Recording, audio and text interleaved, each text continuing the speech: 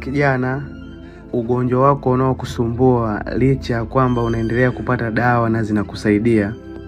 Kwa leo mimi na madaktari wenzangu tumefanya uchunguzi na tumegundua kwamba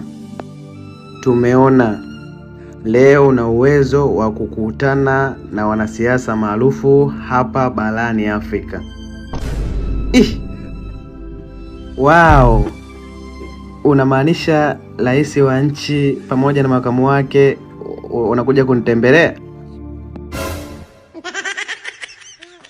Hapana.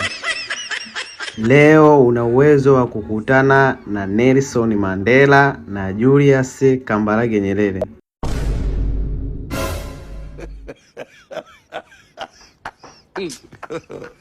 God have mercy. Samahani dokta, unamaanisha nini?